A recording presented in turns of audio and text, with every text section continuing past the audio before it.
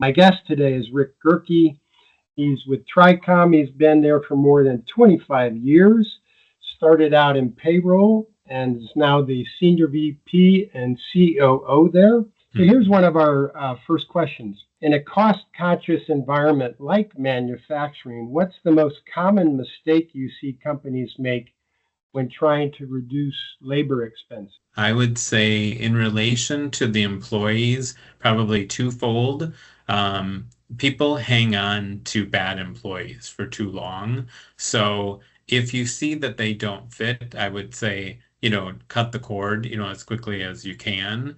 The other thing that happens with employees is you have misclassification of, like everybody wants to be an independent contractor because it's cheaper to do that and they try and massage those rules, if you will. So when companies get to the point where they're really trying to cut costs and they're starting to look at things like that, that's where we try and coach them, if we're working with them, because the rules on that are so specific and you have to be very careful. You probably don't find it as much in, manufacturing, I would say, as you would in others. But the flip side of that whole, letting go of people is to also optimize your workforce. You mentioned AI before, and as people are starting to implement AI in all the different industries, not just manufacturing, but specific to that as well, it should no longer be the fear of, is AI going to replace me? Because we still need that talent. We just need to pivot and we need to optimize it and train them, do more cross training, or find different places in your company where they can be valuable to you. And you don't have to add staff. You are still getting the savings from AI, but then you're also getting that retention. So I think it's really looking at the resources you have and be quick to get rid of the people that you don't feel are a fit, either whether it's the work they're doing or the culture, but then also pay attention to the ones that are. And even if their job is getting, phased out, if you will, or enhanced by AI, find another place. You want good people to stay in your organization. You get what you pay for there. And I think also be careful of temporary fixes. People get very nervous around budgets and cost and all that, but when you react too fast just to, band-aid the problem or try and, put the fire out too quick, people see that, and you don't want your employees to not trust you, especially those good ones that you want to keep. So just be wary of, being too reactive to things. You've talked about sort of the problem of being reactive, but what are some of the smarter ways that these companies, these manufacturers can approach this? It's all about what we just said on the optimizing the workforce. It's that cross training. That's something that we've done a lot at Tricom, where you want other people. It's not just for vacations or if they're out sick. It's really having that talent spread out through multiple areas so that when you get to a situation where tariffs might be eating into your margins pretty quickly here, then you start looking at that workforce and seeing, who can do this job and who can do that job. And when you're able to cross over like that, it makes it a little bit easier. If you have to cut one or two heads in there or more, as long as you have those positions or those job duties backfilled by other people that, in this situation, we're assuming that they've got the time and the bandwidth to do it, then it doesn't hurt your company. Yeah, I think that's a brilliant perspective, the cross training. And you can use cross training, as you say, if your staff numbers need to reduce, but it's also a way to, if your production, for example, increases significantly in a short amount of time, you can, if your staff is cross-trained, they can take on tasks that they may not have normally done, and it sort of gives you you have the ability to do more with the same staff that you have. It's also, when you're relating it to production, which is very true, But on the other side of that, on the HR side, it's a retention tactic as well. Because one of the things we notice is as you're bringing in that younger talent, it's not just about how much money am I making, it's about am I being heard? Like, do they value me as a person? Am I making a difference in the company? And when you go to an employee and say, we want you to learn this task because you've done so good with the ones, we want to make you more valuable to the company, it's like an ancillary compliment to them. It may not necessarily elevate their position, it may not always elevate their pay, but it goes a long way and it's a great retention tactic as well. You've talked before about workforce flexibility being a stabilizer. Many manufacturers are still hesitant to use, a flexible workforce.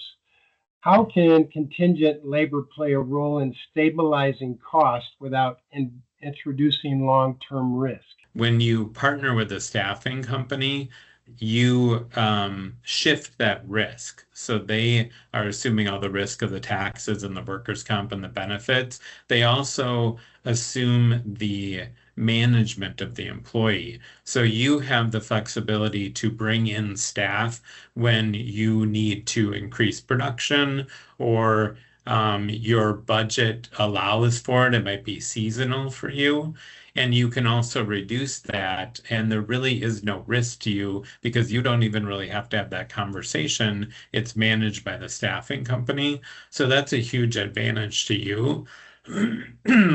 What's nice about that is the relationship is really you are in a relationship with the staffing company is in a relationship with the employee. So you kind of removes you one level from that, but you have the ability to control your own budget by bringing people in when you want to and kind of shifting that labor out when, either the market makes a change or your budget doesn't allow for it. It's a great advantage to have and one that people have done for years, which is why staffing is still so prevalent.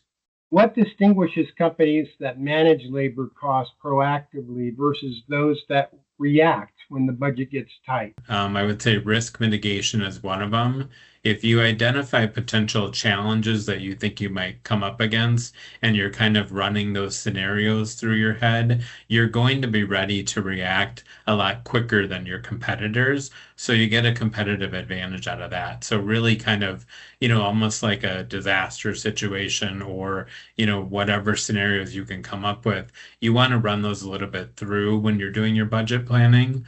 Missed opportunities, I want to throw that in here. When you're looking at the right time to innovate your business. So it could be that with poor planning, you don't know when to buy technology or when to buy equipment or when to bring on more staff. If you really sit and think about that and can kind of forecast quarter by quarter what's going on with your business, you're going to end up in a situation where as those opportunities present themselves, you already have the budget for it because you've looked through those, or you've thought about those items ahead of time. Things change day by day or month by month, and you can forecast as much as you want.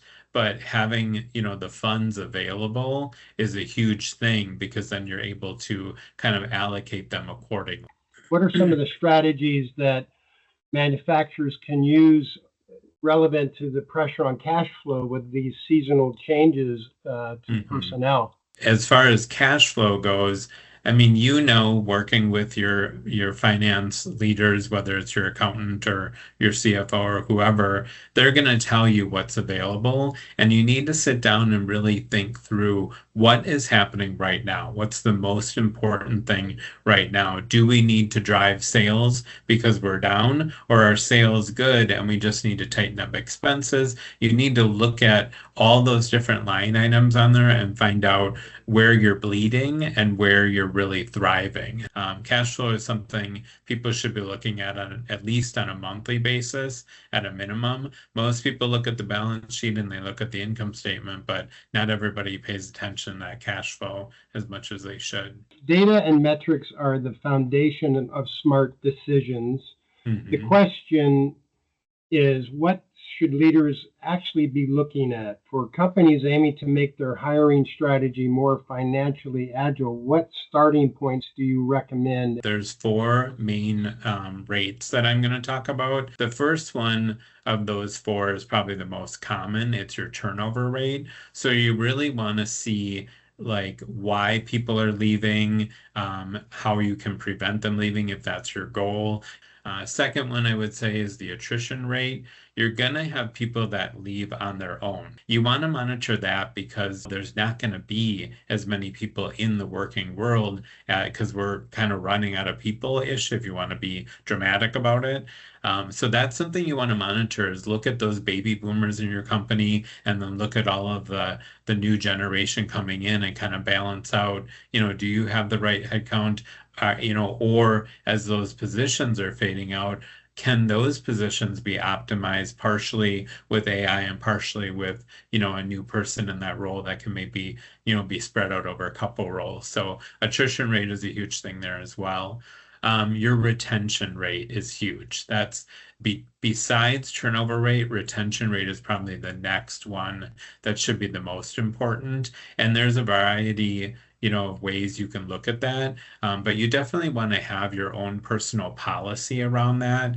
If you are looking to keep your staff in the company, then you want to put, different things out there. Maybe it's, company picnics or it's flexible working hours or something like that. It's always been my personal mission to sit with them and find out what will make you stay. We actually ask that in interviews now. We say, what's the most important thing to you? Is it being heard? Is it a title? Is it money? You really want to dig into that if your retention is important to you. And then kind of along those lines, the fourth one is employee engagement. They say if you have a buddy or a friend at work, it makes you happier to come into work and you're more likely to stay. So it's engaging that employee with, their other coworkers or giving them those different events to do. One of the things that we learned, they're happy to engage, but they may not want to do that outside of work on their own time. So we started to find things where we may open up like a charity event for them to go volunteer at during work hours, or we ask them, what are you looking to do during work hours? We did 2 truths and a lie with the new employees and the existing employees, where we brought them together in groups over the course of like 2 to 3 months, mostly so they could intermingle from different departments, but also there were no managers involved. You were still getting paid. It only took like a half hour and you got to meet so-and-so from the other side of the building. And you kind of felt more like, oh, this is more like a close-knit family than just this company that I work for. So that employee engagement is huge, linked to retention as well. All right. Well, this is our last one. Okay. What's one leadership lesson or guiding philosophy that shaped your career? It's really about what you're doing at that company and making sure that you feel valued and making sure that you're making a difference there. I think it doesn't matter what industry you're in, but there's such variety in manufacturing that you could talk to your supervisor and ask to be, put on different lines or different projects to kind of learn the business. It doesn't really hurt them because they're not changing your pay. They're just making you more valuable. And that's really the main thing for me is like, what is it about those employees?